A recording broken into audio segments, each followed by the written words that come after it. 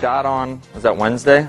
Yes. Runs together, but Chris Dodd has a bill taking aim at the Fed. The overhaul bill that he proposes would reduce the role of the Federal Reserve. However, Congressman Ron Paul has been on that crusade for some time now, calling for more transparency at the central bank. He joins us this morning. Congressman, great to see you. Hello.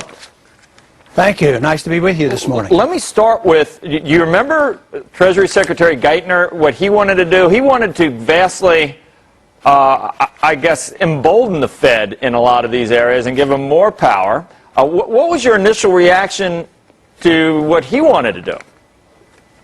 Well, it was terrible because I start with the idea that regulations won't solve our problem.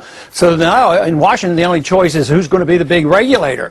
So it's not much of a choice for me, but I certainly don't want to give the Federal Reserve more power, so I don't like it when Geithner says give the Fed more power, and so I'd much rather have somebody else do it, even though I think that's not going to solve the problem. Really? So the Dodd bill, which sets up a lot more different regulators, although there might be a single one, you don't like that one much more?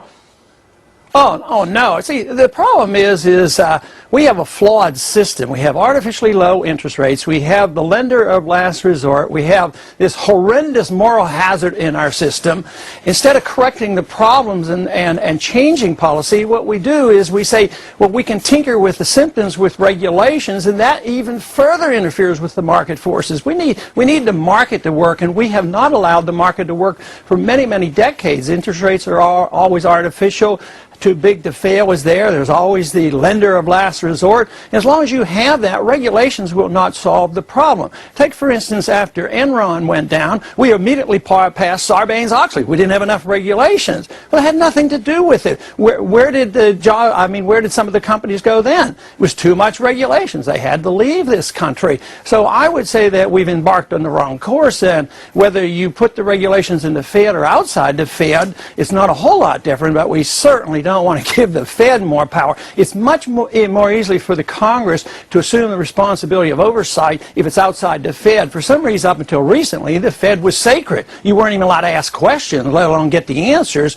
And now, of course, the momentum is in the direction of even the Fed ought to be transparent, and I think that, of course, is very important. What's your bill? You got how many co-sponsors, and do you still like your bill, or is it? I saw somewhere that you said it's already been gutted.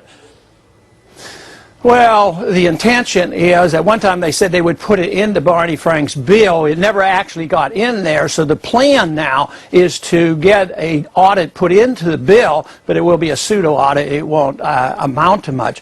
We have 309 co-sponsors, and we have all the Republicans on the bill, as well as about 130 Democrats. So it's very, very bipartisan. There's been a national poll, which I'm surprised that even there would be polling on this subject. I would have never dreamed it a couple of years ago. But 75% of the American people say, yeah, we should know what's going on in the Fed. So that's 75% of the electorate saying that we should do our job and look at the Fed is the reason why there's well over two-thirds of the members of Congress supporting this bill. This bill would pass tomorrow if we brought it up under suspension, but the powers that be, the Fed is working frantically. They're editorializing. They've hired a lobbyist. They do not want us to know what they're doing. And they use all kinds of frivolous arguments why the Congress is not allowed to know what they're up to. What makes you so confident, Congressman, that the GAO is competent enough to audit the Fed reliably? And what do you make of those who say that Congress already has the right to ask lots of questions of the Fed? They do it every time the chairman comes to the Hill.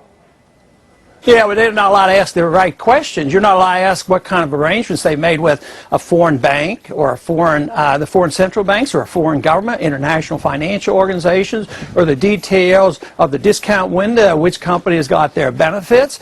So, no, we're not really allowed to. Now, the GAO, far from perfect, but, you know, they probably have one of the best reputations in Washington. If you're going to look into something, it's been bipartisan, and somebody asked me once, who's going to regulate the regulator? You know, who's going to regulate and check out the GAO? And I think it's a decent question, but under the circumstances, there's not much else that we can do. They are the ones that we should look to looking into the Fed. Congressman, I wonder, you said we're on the wrong course. I wonder if you could sort of detail for us what you feel is the right course. I mean, you've written a book called End the Fed. right? So you want to end the Fed. My guess is when you talk about the market working, you also want to end deposit insurance. Is that part of the problem also? Oh, sure. I think deposit insurance, immediately people say, oh, my accounts won't be insured. No, they'd be insured by private companies, and each and every individual bank would be monitored instead of having massive bank failures and financial crises in each individual bank. Can I just ask? It would help. Can I just ask you, you've seen the pictures of the 30s, right, when we had runs on banks, right? Is that something that's acceptable to you, that people should be afraid they would lose money in the event of a bank failure?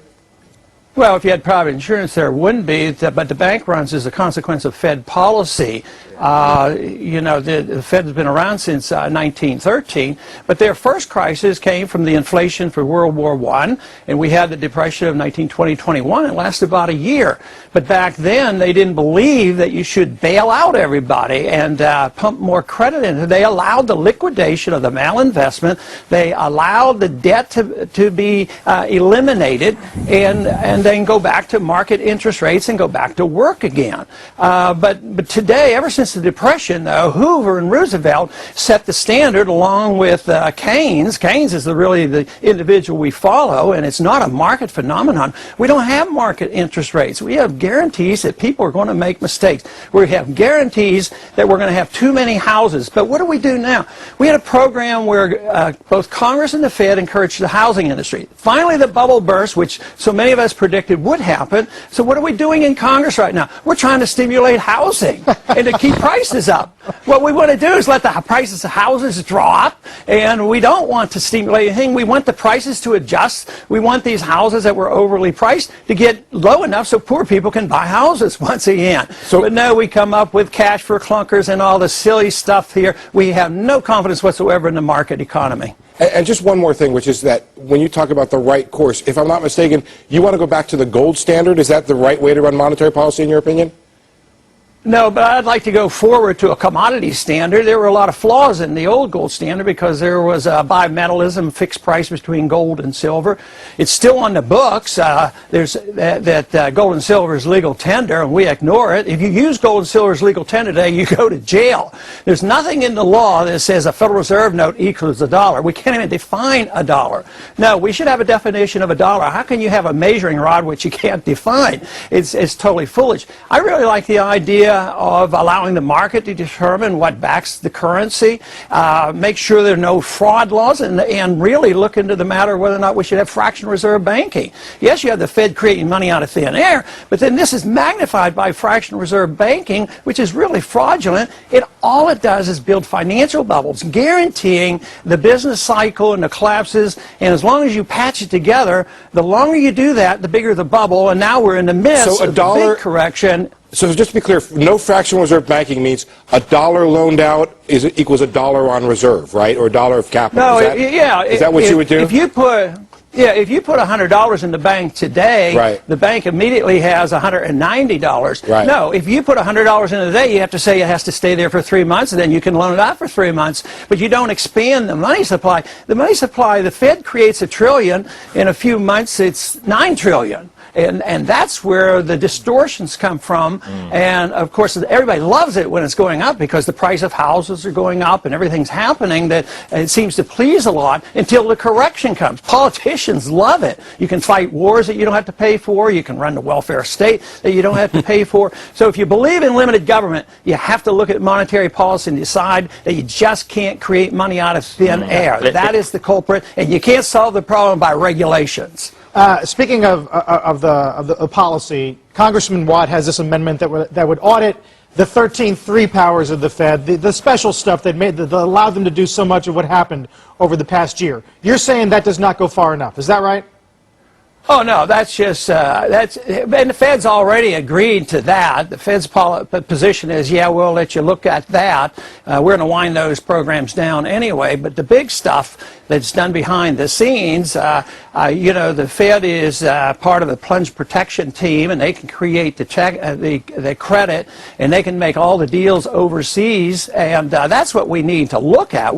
But I would agree that with that bill, because it is more than we're getting now. This is what got the attention of a lot of people when members of Congress started asking about 13.3 and these extensions of loans and who's getting the money. That's very, very important, but that's still only minor compared to what I'm talking about. Ron, you're a doctor too, right? No? Yes, that is correct. So you got comments on healthcare, I'll bet. And how about the dollar? We're orchestrating a pretty nice decline there too, aren't we? That's interesting. But we were out of time. Are you ever in this area? On occasion. Well, get and the in dollar here. is the big issue. Get in here. The dollar is the big issue. Will you come I'd love in to here? come in and talk to you. Come in here for yes, I 2 will. hours, and we'll let you just go off. We'll let you go off. I don't know if I could. I don't know if I could stand you guys. I mean, for 2 hours. You can do the I'll give talking. it a try. You can do the I'll talking. give it a try. We'll just let you loose. Okay. And we're going to advertise it before we do. Thank you, Congressman. We appreciate it. Okay, thank you. All right. All right. Love that. Yeah, good great. stuff. Don't we air all? I want to hear. Don't you, Leisman? Provocative See, thought. classic. I love that. Yes, very much. Good stuff.